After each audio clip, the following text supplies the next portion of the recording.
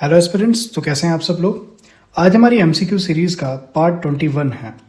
जैसे कि अभी हमने टॉपिक वाइज स्टार्ट किया है, सब्जेक्ट वाइज स्टार्ट किया है एमसीक्यू का, तो आज हम पढ़ेंगे ओबीजी से। आज हम टॉपिक ले रहे हैं ऑब्स एंड गायनी, जिसको आप मैटरनिटी नर्सिंग भी कहते हैं। आज हम उसमें यूट्रस के ऊपर कुछ क्वेश्चंस करेंगे। अब देखो, सबसे पहला क्वेश्चन आपकी स्क्रीन पे ये है, the decidual layer through which separation of placenta is taken place. सबसे पहले डेसिडुअल लेयर, मैंने आपको पिछले लेक्चर्स में बताया था कि जो यूट्रस की 3 लेयर्स होती हैं, ठीक है। सबसे अंदर वाली लेयर जो एंडोमेट्रियम है, उसे हम प्रेगनेंसी के टाइम पे डेसिडुआ कहते हैं। तो मतलब ये क्या पूछ रहा है, डेसिडुअल लेयर से क्वेश्चन पूछ रहा है। तो हमें क्वेश्चन में क्या पूछा जा रहा है कि जो डेसिडुअल लेयर है through which separation of placenta take place, उसकी कौन सी लेयर से प्लासेंटा सेपरेट होता है। तो जब हम डेसिडुअल लेयर को पढ़ते हैं तो उसमें 3 लेयर्स बन जाती हैं, डेसिडुआ बेसिलिस, डेसिडुआ पैरेटाइलिस और डेसिडुआ कैप्सुलरिस। और जो ये डेसिडुआ पैरेटाइलिस है और जो डेसिडुआ पैरेटाइलिस और डेसिडुआ वेरा, ये दोनों एक ही है, दोनों का एक ही नाम है। मतलब या तो पैरेटाइलिस बोलते हैं या वेरा बोलते हैं, ठीक है। तो आंसर क्या आएगा आपके पास कि कहां से सेपरेट होता है। तो पहले तो मैं डायरेक्टली आपको आंसर बता दूंगा, फिर इसको डायग्राम से समझेंगे और इसके रैशनल समझेंगे तो ज्यादा क्लैरिटी होगी। तो याद रखना, जब भी प्लासेंटा सेपरेट होता है तो वो डेसिडुआ बेसिलिस से सेपरेट होता है, ठीक है। यहां तक क्लियर है। डायग्राम से समझें जरा कि किस तरह से क्या डिस्ट्रीब्यूशन है इन लेयर्स का। तो देखो, ये डायग्राम है, क्लियर। ये आपके सामने डायग्राम आ जाती है। अब देखो इसमें किस तरह से अरेंजमेंट है। ये प्लासेंटा है, ठीक है। ये जो है ये प्लासेंटा है आपका, ठीक है। अब देखो ये प्लासेंटा कहां पे जुड़ा हुआ है, तो ये यहां पे जुड़ा हुआ है ना। तो ये कौन सी लेयर है, ये है डेसिडुआ बेसिलिस, ठीक है। ये डेसिडुआ बेसिलिस हो गई। उसके बाद जो बाहर से, यूट्रस के बाहर से कवरिंग है, देखो ये जो बाहर से यूट्रस को ऐसे कवर कर रही है ना, ये वाली ब्लू कलर की, ये कौन सी है, ये डेसिडुआ पैरेटाइलिस है। और कैप्सुलरिस कौन सी हो गई, जो ये अंदर से कवर कर रही है, ये आ गई कैप्सुलरिस, ठीक है। ये कैप्सुलरिस हो गई, ये बेसिलिस हो गई, और ये जो बाहर से है ये पैरेटाइलिस हो गई। तो 3 तरह से डेसिडुआ अरेंज होती है, decidua basalis, decidua parietalis and decidua capsularis, ठीक है। तो जो अगर आपको इसको इजी वे में याद रखना है तो ऐसे आप याद रख सकते हैं। ये मैं लाइन डायग्राम से आपको याद करवा देता हूं। ये अगर यूट्रस है, लाइन डायग्राम से क्या होता है कि ज्यादा क्लियर होता है। ये यूट्रस है, ठीक है। ये यूट्रस है, तो ये यूट्रस के अंदर ये यहाँ पे फीटस है, ठीक है। ये अगर फीटस है तो ये प्लासेंटा के साथ जुड़ा हुआ है, ये आ गया प्लासेंटा। तो ये प्लासेंटा कहाँ जुड़ा हुआ है, ये प्लासेंटा जुड़ा हुआ है यहाँ पे, ये है डेसिडुआ बेसिलिस, ठीक है। उसके बाद इस फीटस को कवर किया हुआ है एक लेयर ने, ये आ गया डेसिडुआ कैप्सुलरिस, ठीक है। और डेसिडुआ पैरेटाइलिस कहाँ हो गया, तो डेसिडुआ पैरेटाइलिस सबसे बाहर वाली लेयर आ गई। वो कौन सी है, तो वो ये वाली बना देता हूं मैं, ये डेसिडुआ पैरेटाइलिस है, ठीक है, क्लियर। तो ये बेसिलिस, ये कैप्सुलरिस और ये पैरेटाइलिस, इस तरह से अरेंजमेंट होता है, ठीक है। तो यहाँ पे काफी इजी वे में डायग्राम में आपको समझ आ गया होगा। बढ़ते हैं आगे, अब इसके रैशनल देखते हैं कुछ। तो देखो, डिफरेंट पार्ट्स आपके पाए जाएंगे। Different portion of decidua are renamed after implantation. अब डेसिडुआ को उसकी पोजीशन के बिहाफ पे उसको रीनेम किया जाता है इम्प्लांटेशन के बाद, ठीक है। Blastocyst into uterus wall as, कैसे तो पहले डेसिडुआ बेसिलिस, सबसे पहले डेसिडुआ बेसिलिस का नाम दिया जाएगा। अब डेसिडुआ बेसिलिस है क्या, देखो ये डेसिडुआ बेसिलिस आ गया। अब ये डेसिडुआ बेसिलिस जो है ये कौन सा पार्ट है, तो part of decidua lie between the developing embryo, जो डेवलपिंग एम्ब्रियो है, और stratum basalis of uterus.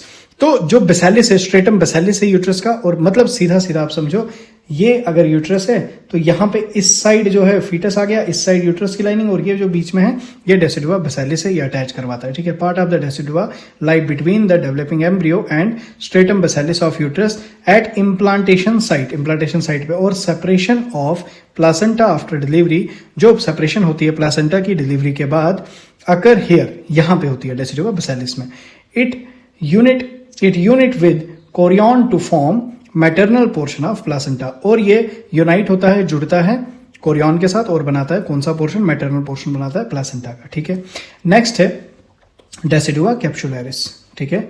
Next क्या है, डेसिडुआ कैप्सुलरिस। ये डेसिडुआ कैप्सुलरिस क्या है, the part of the decidua that surround the blastocyst, जो एम्ब्रियो है, डेवलपिंग एम्ब्रियो है, उसको सराउंड करता है, तो इसलिए कैप्सूल बोला, सराउंड कर रहा है, ठीक है।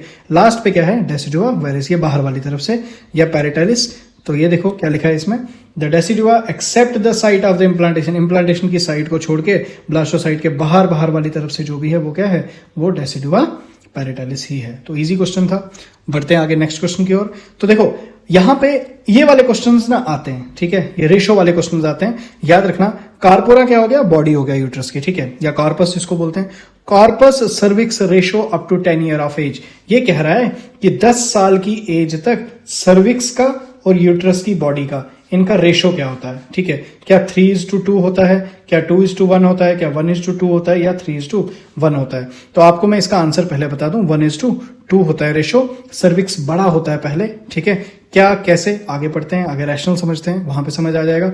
देखो अब ये बहुत इंपॉर्टेंट पॉइंट है, इसको ध्यान से देखेंगे तो क्या लिखा है, जो कार्पस हो गया वो क्या हो गया, कार्पस हो गया बॉडी ऑफ यूट्रस, यूट्रस की body, to cervix, cervix ratio, uterus की बॉडी और सर्विक्स का रेशो, मतलब ये अगर यूट्रस है, ये अगर यूट्रस है तो ये नीचे इसका सर्विक्स आ गया, ठीक है, नर्वस पार्ट वाला।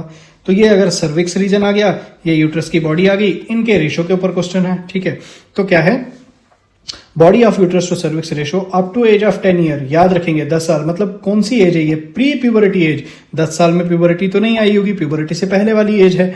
इज 1:2, तो यहां पे रेशो क्या होता है, 1:2 रेशो होता है, ठीक है, 1:2 रेशो होता है। मतलब जो सर्विक्स है, ये वाला सर्विक्स का रेशो और ये वाला यूट्रस का रेशो है, यूट्रस की बॉडी का रेशो है, ठीक है। तो क्या है, cervix is longer than body, ठीक है, सर्विक्स जो है बॉडी से लॉन्गर होता है। सॉरी मैंने यहां पे उल्टा कर दिया है, सॉरी एक मिनट, इसको मिटा देता हूं। देखो ये सर्विक्स वाला रीजन है और ये यूट्रस, तो सर्विक्स डबल है यूट्रस से, ठीक है। तो cervix is longer than body, clear. But in reproductive age, अब देखो रिप्रोडक्टिव एज में इसी यूट्रस में तो बेबी ने जो बेबी होगा, डेवलपिंग फीटस होगा, वो यूट्रस के अंदर रहेगा ना, यूट्रस के अंदर वो सर्वाइव करेगा, यूट्रस के अंदर उसकी डेवलपमेंट होगी, तो यूट्रस का साइज बड़ा होना चाहिए। तो देखो आफ्टर प्यूबरिटी होता क्या है, इन रिप्रोडक्टिव एज में, रिप्रोडक्टिव एज मतलब आफ्टर प्यूबरिटी वाला एज, इज 2:1, यहां पे क्या हो जाता है, बॉडी बिगर हो जाती है सर्विक्स से। इन पोस्ट मिनोपॉजल एज, तो 3 तरह से पूछ सकता है ये आपको। एक तो पूछेगा प्री प्यूबरिटी एज में, बताओ यूट्रस, सर्विक्स और यूट्रस का रेशो क्या है, या तो पूछेगा रिप्रोडक्टिव एज में, बताओ क्या होता है, और या तो लास्ट पे किस तरह से पूछेगा, मिनोपॉज में। In post menopausal age is ageing 1:2, वापस से 1:2 हो जाता है, बिकॉज जो है यूट्रस है एट्रोफी हो जाती है, यूट्रस एट्रोफी हो जाती है, यूट्रस अब फंक्शनल नहीं रहता ना मिनोपॉज के बाद, क्योंकि मिनोपॉज के बाद काम ही नहीं है यूट्रस का। क्लियर, यहां तक होप सो कि ये क्वेश्चन क्लियर हुआ होगा, इंपॉर्टेंट है, एग्जाम में आता है। नेक्स्ट क्वेश्चन क्या है, the length of the cervix is, length से क्वेश्चन आते हैं। तो सर्विक्स की लेंथ कितनी होती है, तो हमेशा याद रखना 1 इंच होती है। 1 इंच कितना होता है, 2.5 सेंटीमीटर। तो इजी है, इसमें ज्यादा क्या एक्सप्लेन करूं मैं, 2.5 सेंटीमीटर, सी ऑप्शन इसका आंसर आ जाएगा। अब देखो क्या लिखा है, नेक ऑफ यूट्रस और इंफीरियर नैरो पार्ट, यूट्रस की नेक, ये अगर यूट्रस है तो ये आ गया नेक रीजन इसका, ठीक है, ये नेक रीजन आ गया, ठीक है, ये नेक रीजन। और ऊपर वाले पार्ट को हम बोलते हैं सुपीरियर, नीचे वाले पार्ट को बोलते हैं इंफीरियर। तो देखो किस तरह से लैंग्वेज लिखी है, neck of uterus are inferior narrow part, inferior और साथ में नैरो भी है ना, ये देखो वाइड है, ये नैरो पार्ट हो गया। तो inferior narrow part of uterus, inferior narrow part of uterus called cervix, इसी को हम क्या बोलते हैं, cervix. It is about 1 inch, मतलब 2.5 सेंटीमीटर लॉन्ग होता है। क्या यहां तक बात क्लियर हो गई, बढ़े आगे नेक्स्ट क्वेश्चन की ओर। तो देखो नेक्स्ट क्वेश्चन क्या है, सर्विक्स डेवलप फ्रॉम, सर्विक्स कहां से डेवलप करता है, ठीक है, सर्विक्स कहां से डेवलप करता है। अब यहां पे एम्ब्रियोनिक डेवलपमेंट पे क्वेश्चन पूछा गया है आपको, ये क्या सर्विक्स वॉल्फेन डक्ट से डेवलप करता है, ठीक है, मुलेरियन डक्ट से करता है, मीजोनेफ्रॉन से करता है, या मेटा नेफ्रॉस से करता है, मेटानेफ्रॉस से, मीजोनेफ्रॉस से। तो याद रखेंगे मुलेरियन डक्ट से, फीमेल के रिप्रोडक्टिव ऑर्गन्स जो है मुलेरियन डक्ट से होते हैं और मेल के वोल्फन डक्ट से होते हैं। तो रैशनल इसका पढ़ेंगे तो समझ आ जाएगा। देखो सबसे पहले मुलेरियन डक्ट एमडी की बात करें, इज द एम्ब्रियोनिक स्ट्रक्चर, ये एक एम्ब्रियोनिक स्ट्रक्चर है that develop into the female reproductive tract, like oviduct भी यहीं से होती है, यूट्रस भी होता है, सर्विक्स भी होता है और अपर जेनाइटेलिया। ये चारों चीजें कहां से बनती हैं, चारों चीजें मुलेरियन डक्ट से बनती है। क्या क्या, oviduct, uterus, cervix and upper vagina. तो देखो 4 तरह से क्वेश्चन पूछ सकता है आपको। और अगर हम वॉल्फन डक्ट की बात करें, वॉल्फन डक्ट WDS की बात करें, are the embryonic structure that form male internal genitalia. क्या क्या, एपिडर्मिस, ठीक है, वास डेफरेंस और सेमाइनल वेसिकल एटसेट्रा। ये कहां से बनते हैं, मेल से। तो याद रखना मेल से वॉल्फन डक्ट और फीमेल से मुलेरियन डक्ट, ठीक है, ये ट्रिक्स हैं याद रखने की। अब हम बात करेंगे फेलोपियन ट्यूब के ऊपर, ठीक है, फेलोपियन ट्यूब के कुछ क्वेश्चंस करेंगे। देखो सबसे पहला क्वेश्चन आपकी स्क्रीन पे क्या है, the length of the fallopian tube ranges from, क्या 22 से 27 सेंटीमीटर होता है, तो बिल्कुल नहीं। क्या 7 से 12 होता है, तो हाँ 10 सेंटीमीटर की होती है, ठीक है, तो 7 से 12 के बीच में आ रहा है ना, ये देखो 22 से 31, तो बिल्कुल भी नहीं, 2 से 7 नहीं, तो आंसर क्या आ जाएगा आपका, option B is the correct answer. तो चलो अब कुछ पॉइंट्स पढ़ेंगे हम फैलोपियन ट्यूब के ऊपर। बहुत इंपॉर्टेंट स्लाइड है, बहुत इंपॉर्टेंट स्लाइड है, काफी सारे पॉइंट्स यहीं पे क्लियर हो जाएंगे। तो देखो क्या लिखा है, फैलोपियन ट्यूब जिसको हम ओविडक्ट भी कहते हैं और यूट्राइन ट्यूब्स, देखो क्या क्या कहेंगे, फैलोपियन डक्ट, ओविडक्ट, ठीक है, सॉरी फैलोपियन ट्यूब, ओविडक्ट या uterine tube is the hollow. ये क्या होती हैं, हॉलो होती हैं, खाली होती हैं, सिलेंड्रिकल होती हैं, सिलेंडर की शेप की होती हैं, 10 centimetre long tube that extend from the lateral angle of fundus. ये फंडस क्या है, देखो ये यूट्रस है ना, यूट्रस का जो ये वाला एरिया है ना, ऊपर वाला डोम रीजन, इसी को हम बोलते हैं फंडस, ठीक है, इसको हम क्या बोलते हैं, फंडस रीजन। तो ये फैलोपियन ट्यूब निकलती कहाँ से, इसी फंडस रीजन से तो निकलती हैं, ठीक है, इसी फंडस रीजन से निकलती हैं और कहाँ तक जाती हैं, ये कहाँ तक जाएंगी, ये आपका ओवम आ गया, ठीक है, और ये कहाँ तक जाएंगी, ये ओवम तक जाती हैं, ठीक है।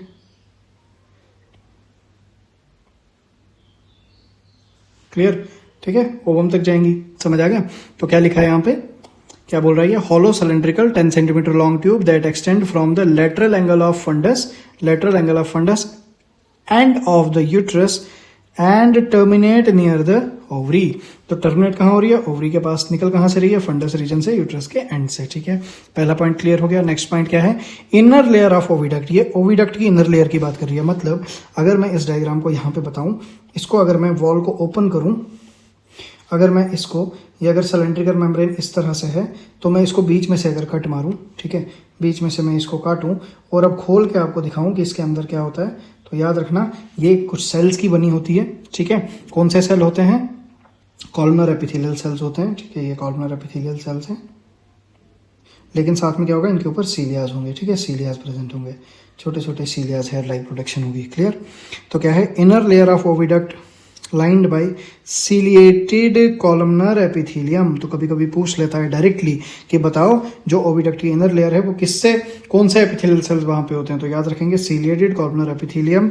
It's cilia help to propel the sperm. ये जो सीलिया है ये किस लिए इंपॉर्टेंट है, क्योंकि ये सीलियाज जो हैं, ये जो सीलियाज हैं, जो स्पर्म होगा वो स्पर्म की मूवमेंट को करवाएगा, ठीक है। और किसके लिए, जो जाइगोट फर्टिलाइजेशन के बाद या एग है जो भी है, उसको यूट्रस की ओर, और देखो एग को तो यूट्रस की ओर और स्पर्म को एग की ओर ट्रेवल करवाने में हेल्प करता है कौन, cilia. Help to propel the sperm toward ovary and fertilised ovum towards uterus. Is it clear, यहां तक बात क्लियर हो गई। बढ़ते हैं आगे नेक्स्ट क्वेश्चन की ओर। तो नेक्स्ट क्वेश्चन क्या है आपका, पेग सेल के ऊपर क्वेश्चन है कि peg cells are seen in, याद रखना पेग सेल आपके फैलोपियन ट्यूब में देखे जाते हैं, ठीक है। और ये किसके लिए रिस्पॉन्सिबल होते हैं, नरिशमेंट पर्पज के लिए होते हैं, ठीक है। तो सबसे पहले इंटेस्टाइन में तो नहीं, स्टमक में भी नहीं, ओविडक्ट में होते हैं, वेजाइना में नहीं। तो रैशनल इसका पढ़ेंगे और चीजें क्लियर होंगी हमारी। तो रैशनल क्या है, देखो पेग सेल्स जिनको हम क्या बोलते हैं, और पेग सेल को हम इंटरकैलिएटेड और इंट्रा कैलरी सेल्स भी बोलते हैं, ठीक है। इंटरकैलरी सेल या इंटरकैलेटेड सेल्स बोलते हैं। आर नॉन सीलेटेड, याद रखना फैलोपियन ट्यूब के अंदर दो तरह के सेल्स हैं, सीलेटेड और नॉन सीलेटेड। और जो नॉन सीलेटेड होते हैं कम मात्रा में होते हैं, नॉन सीलेटेड पेग सेल्स होते हैं, एपिथेलियल सेल्स होते हैं, present in the lining of fallopian tube. कहां पे है, लाइनिंग ऑफ फैलोपियन ट्यूब में या ओविडक्ट में होते हैं। 10% होते हैं, 10% to total cells, 10% total cells होती हैं। किस लिए होती हैं, it provide nourishment and protection to the ovum. ये ओवम की प्रोटेक्शन और नरिशमेंट उसको खाना पिलाना और उसको प्रोटेक्ट करना, and also activate the sperm. तो कितने काम हो गए पेग सेल के, पेग सेल के ऊपर आपको क्वेश्चन आ सकता है कि पेग सेल क्या क्या काम करता है। तो सबसे पहले पेग सेल न्यूट्रिशन देगा, न्यूट्रिशन प्रोवाइड करवाएगा, और क्या करेगा, प्रोटेक्शन देगा। किसको देगा, ओवम को, ठीक है, किसको देगा, ओवम को या डेवलपिंग एग को। और साथ में पेग सेल स्पर्म को एक्टिवेट करता है, एक्टिवेशन ऑफ स्पर्म भी करता है, ठीक है, स्पर्म की एक्टिवेशन। तो 3 तरह से पेग सेल पे क्वेश्चन बन सकता है। पहले तो पेग सेल कहाँ होता है, एपिथेलियल फैलोपियन ट्यूब के अंदर। कितने होते हैं, तो 10% होते हैं। सीलेटेड होते हैं तो नहीं, सीलेटेड नहीं होते। काम क्या होता है पेग सेल का, न्यूट्रिशन और प्रोटेक्शन प्रोवाइड करता है ओवम को या डेवलपिंग एम्ब्रियो या जाइगोट को, ठीक है। और उसके बाद ये एक्टिवेशन करता है किसकी, स्पर्म की एक्टिवेशन भी करता है, ठीक है। तो चलो आज के लिए इतना काफी है क्योंकि टाइम काफी हो चुका है। और साथ में मेरी स्लाइड्स भी कुछ खास फंक्शन नहीं कर रही हैं, न जाने क्यों हैंग हो रही है।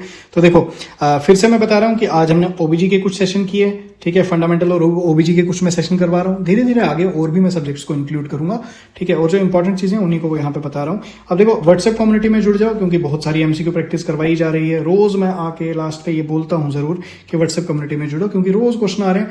आपको पता है लगभग 200-300 स्टूडेंट्स जुड़ चुके हैं, 300-400 स्टूडेंट्स जबकि जुड़ चुके हैं, लेकिन उनमें से आंसर बस 100 स्टूडेंट ही दे रहे हैं। तो 200 मतलब वही है ना कि सिर्फ जुड़ने से कुछ नहीं होगा। एमसीक्यू प्रैक्टिस खुद भी करनी है और जो कंटेंट आपको फ्री में डिलीवर हो रहा है उसका फायदा उठाओ, ठीक है।